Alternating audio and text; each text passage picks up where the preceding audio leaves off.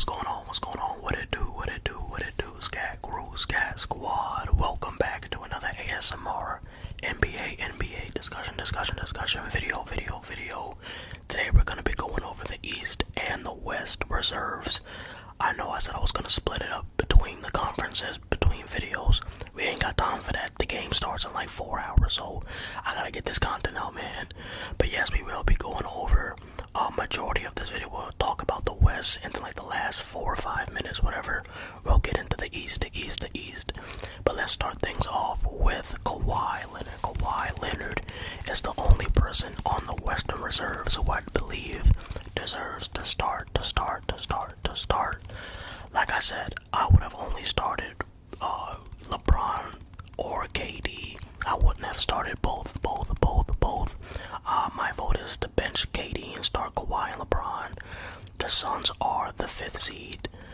The Clippers are the 3rd seed, which is impressive because the Suns were actually much lower for most of the year. They were between like a 6 to 9 year for majority of the year.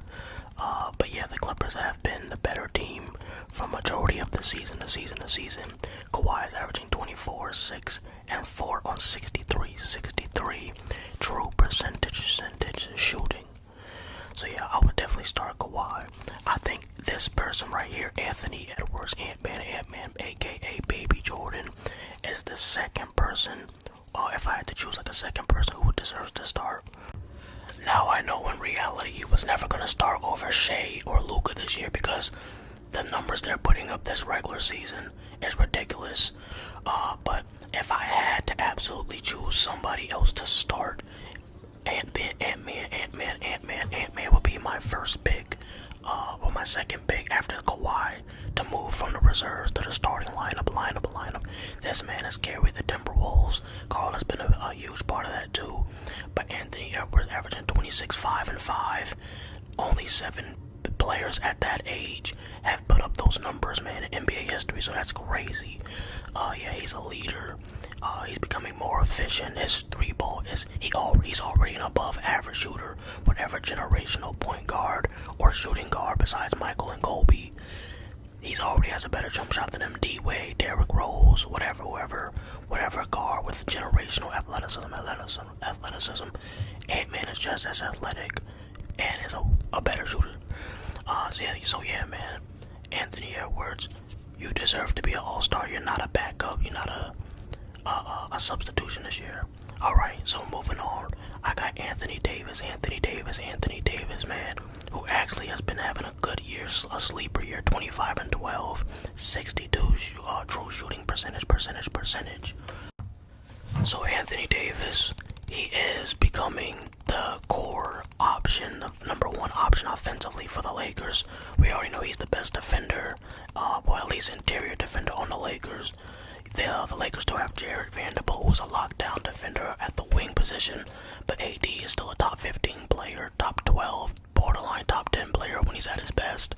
He's still an instant 25 and 10. He can shoot the ball from the mid-range post up. He can draw mismatches, good in pick and roll, can run the floor. This guy is still a beast. The reason why he's probably not higher on people's list is because he doesn't dominate the playoffs like that, and he's just not consistent enough, really. But yeah, he deserves to make it. It's his 9th appearance. Shout out to that boy AD. Alright, up next we got PG-13, who is really influential to these young superstars or these young athletes coming into the league. He's like the ideal wing, the ideal two-way modern wing, averaging 22, 5, and 4 basically. Now his stats aren't as crazy as they would have been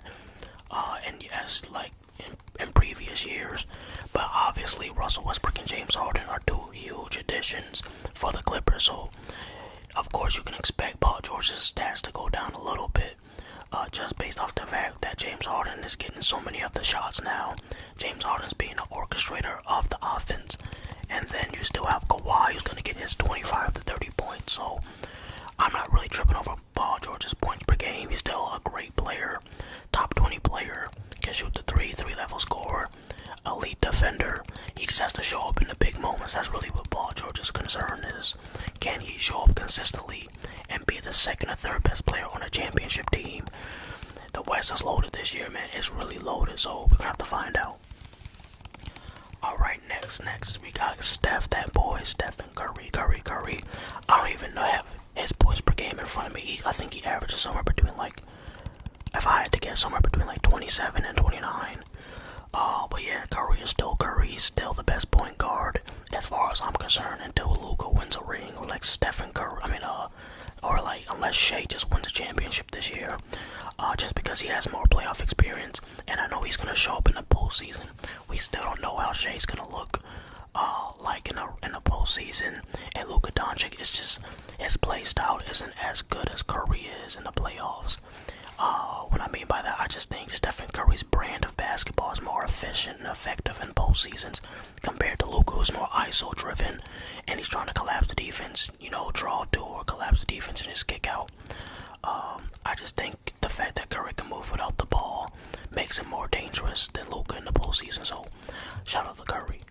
Alright, now let's talk about the man Cat, who is so disrespected by the NBA community for no reason, bro.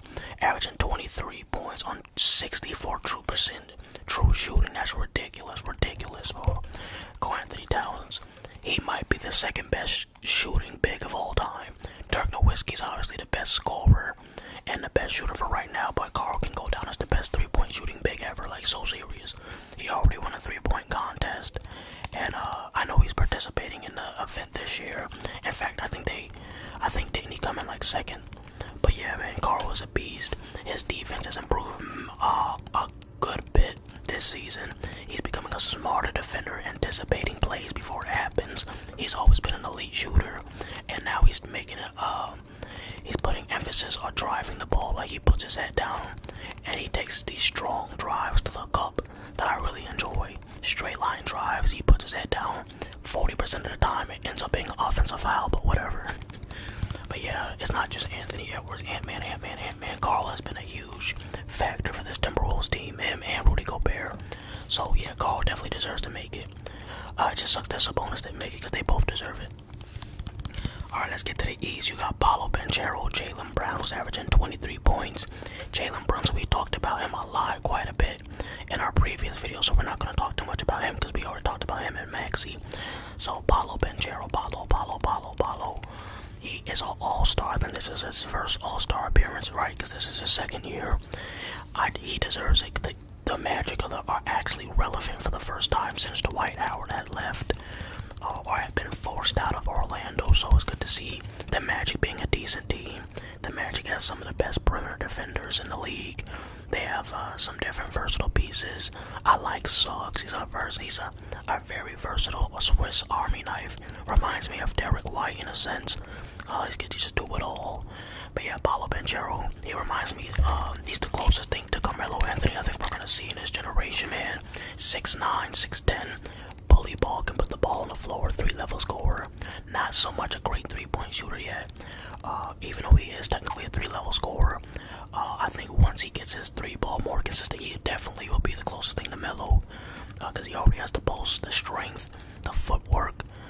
He's a scorer by nature, and he has the height and size, so he really reminds me of Carmelo, Anthony. And then you got Donovan Mitchell, who I told you guys the Cavs were going to be elite.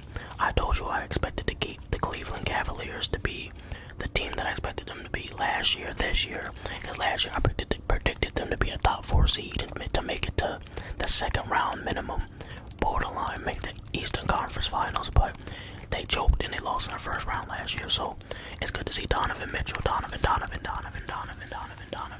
It's good to see Donovan Mitchell lead this team. He already had a 70-point game. He's clutch. He literally went toe-to-toe with the Boston Celtics last year in like 3 straight games, and he out-clutched Tatum and Brown like 2 or 3 times. Both games went into overtime, like right down to the wire, and Donovan Mitchell took it over, so he's clutch. We've seen him go back and forth with Jamal Murray. So we know what he's about, man. Then you have Julius Randle. He deserves it, but I know he's injured. But yeah, great second option. Can score with the best of them. 3-level scorer. He's becoming more efficient, so you like to see that. And the Knicks just have the record where they deserve to have, like the Timberwolves, 2 players to come from the same team. Both make it, so I do like that. Now, this is the thing. Originally, before Trae Young got substituted in for like Joel Embiid or whoever it was, I was kind of questioning Jaylen Brown being an all-star and them not having Trae Young. But since Trae Young's on the team now Jaylen Brown being here is fine. But originally, I was kind of surprised that they chose Jaylen Brown, who's a second, maybe sometimes even a third option on his own team. His numbers are down, which is to be expected because they got Porzingis. So I thought, with all that being said, I thought with all that combined, it would lead to Jaylen Brown being left off the team. But apparently not. So shout out to Jaylen Brown. He is still a two-way, three-level scorer. He's becoming more efficient. He's taking less shots, but maintaining a similar scoring average. But yeah, I like him. He's clutch. He's a Celtic. And I hope you enjoyed the video, man. I am going to react to the All-Star Weekend Saturday and Sunday night tomorrow. So